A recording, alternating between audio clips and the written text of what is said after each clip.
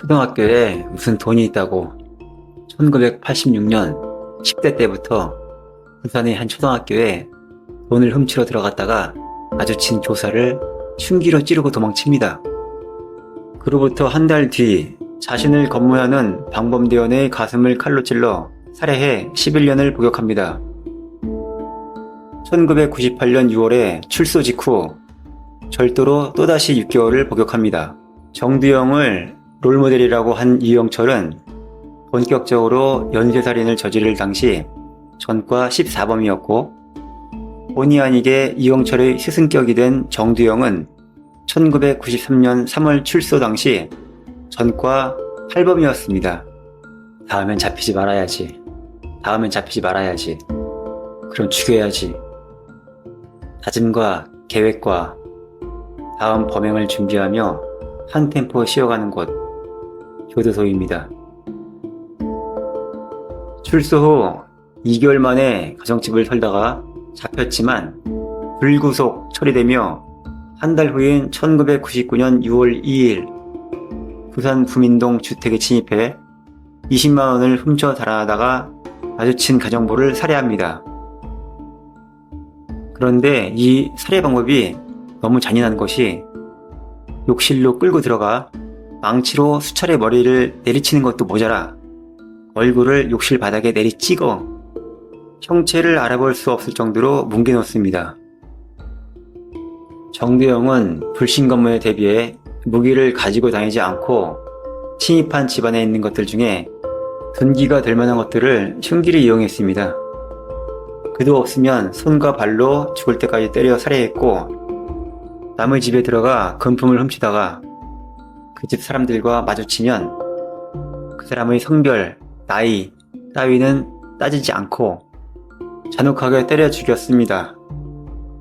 정두영은 돈이 된다면 물불 가리지 않았고 금고를 열어야 한다면 시체가 옆에 있든 금고를 부수는 소리가 옆집에 들리든 그딴 거엔 개의치 않고 돈을 꺼낼 때까지 부쉈습니다. 1999년 9월 부산 동대신동에 있는 6층짜리 빌라의 지붕을 통해 집 안으로 침입합니다. 900만원을 훔쳤고 베란다를 통해 옆집까지 털러 들어갔는데 가정부와 맞닥뜨립니다. 역시나 둔기로 내리쳐 살해합니다. 1999년 10월 울산 옥동의 단독주택에 침입해 어머니와 아들을 둔기로 때려 죽입니다. 그런데 이 아들이라는 사람은 나이가 20대에 키가 180cm, 몸무게가 100kg이 넘는 건장한 청년이었다는 겁니다. 처음엔 정두영을 쫓아냈지만 침입할 당시에 천건에 비치된 공고함을 봐두었던 정두영이 망치로 그 청년을 때려 죽인 것입니다. 두개골이 깨지고 뇌수가 밖으로 흘러나올 정도로 참혹한 죽음이었다고 합니다. 어머니는 즉사했고 아들은 살아있었기에 이웃 주민의 신고로 병원에 이송되었지만 끝내 숨졌습니다. 2000년 3월 부산 서대신동 주택에 침입해 6,700만원의 금품을 강취합니다. 여성 2명을 야구방망이로 때려 죽이고 이후 들어온 또 다른 여성 1명을 폭행하다가 아기가 있으니 살려달라는 말에 아기 잘 키워 신고하면 죽인다 라고 말하며 이불을 씌운 뒤 살려줬다고 합니다. 살려준 이유는 정두영은 어머니에게 버림받은 것으로 인해 평범한 가정을 이루는 것에 집착했고 엄마 없는 아이가 불쌍했기 때문에 그랬다고 합니다. 이 생존자의 증언으로 정두영의 몽타주가 처음으로 만들어집니다. 2000년 4월 부산 동래구 온천동에 있는 철강회사 회장의 집을 탑니다. 회장과 가정부는 흉기로 찔러 죽이고 회장의 친척 할머니는 폭행으로 기절했지만 죽은 것으로 착각하여 다행히 살아납니다. 이때 회장은 누군지 분간하기 어려울 정도로 훼손당했고 당시 경찰이 해당 지역에 살던 전과자를 조사하면서 그중 한 명인 정두영에게 전화를 걸어 알리바이 등을 물었지만 정두영이 당당히 겨우 맘 잡고 살고 있는데 이러지 마십시오 라고 하자 더 할 말이 없어 끊었다고 합니다. 2000년 4월 충청남도 원천동 주택에 침입했다가 검거됩니다. 소득이 별로 없다고 느낀 정두영은 집에 들어온 부인을 협박해 남편에게 돈을 뽑아오도록 전화하게 했는데 아내가 평소와는 다른 말투를 쓰는 걸 이상하게 생각한 남편이 경찰에 신고했고 경찰 한 명이 대신 돈을 들고 왔고 집 주위를 포위하고 있던 형사들이 그가 나오자 가스총을 쐈습니다. 하지만 예상 밖으로 그가 쓰러지지 않고 담을 넘어 옆집으로 도망치는 바람에 추격전이 펼쳐졌고 다행히 가까스로 체포했다고 합니다. 여담으로 우연인지 필연인지 그가 체포당한 이 집은 과거에도 그가 붙잡혔던 그 집이었다고 합니다.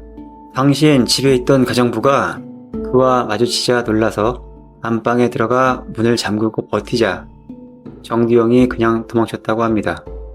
정두영을 해당 인질극의 범인으로 수사 중이었고 그날 밤 KBS 공개수배 사건 25시에서 한 달 전의 부산 서대신동 사건을 다루고 있었고 범인의 신원을 알 수 없어 몽타주로 공개수배되었지만 인상착의가 정두영과 매우 흡사했고 형사들이 눈치채기 시작했고 서대신동 사건을 수사하던 부산 서부경찰서에 정두영의 인상착의를 보냅니다. 인상착의를 확인한 부산 서부경찰서 형사들은 서대신동 생존자와 같이 천안경찰서로 동행하여 정두영이 범인이라는 것을 확인하였고 정두영 본인 또한 TV에서 범행 장면이 나올 때마다 연신 고개를 푹 숙였고 결국 자신이 해당 사건의 범인임을 자백하였습니다. 2001년 1, 2심에서 강도살인죄로 사형을 선고받고 상고를 포기하면서 사형이 확정되었습니다. 1997년 이후 더 이상의 사형 집행이 이루어지지 않고 있기 때문에 미집행 사형수로 복역 중이며 부산구치소, 대전교도소를 거쳐 서울구치소로 이감되어 복역 중입니다. 2016년 8월 대전교도소에서 탈옥을 시도하다가 붙잡혀 도주 미수죄로 징역 10개월을 추가합니다. 전선을 만드는 추력을 했는데 그때마다 파이프와 전선을 조금씩 모아 그걸 이어붙여 만든 사다리를 타고 탈옥을 시도했습니다. 정두영은 1968년 12월 부산 출신입니다. 1986년부터 2000년 4월까지 사망자 10명으로 사형집행 무기한 대기로 복역 중입니다.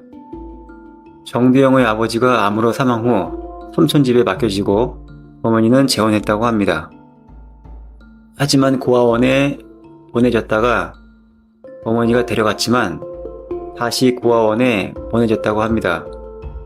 고아원은 약육강식의 정글과 같고 선천적으로 작은 체구 때문에 놀림과 괴롭힘을 많이 당하던 정두영은 결국 자신을 보호해줄 사람은 아무도 없으며 살아남는 방법은 오로지 폭력뿐이라는 것을 체득했고 고아원을 나온 뒤 범죄를 생계의 수단으로 삼아 살기 시작했다고 합니다. 가정을 차리는 것에 집착한 건 어린 시절 2번이나 버림받는 등 불우한 가정 환경을 겪어 가정을 꾸리는 것에 대한 강박적 열망이 있었기 때문이라고 합니다. 때문에 절도로 얻은 돈을 차곡차곡 모아놔 검거 당시 통장에 1억 3천만 원이 있었고 최종 목표는 10억을 버는 것이었으며 결혼한 뒤 그 돈으로 PC방 같은 것도 차리고 아파트를 마련할 계획이었다고 합니다.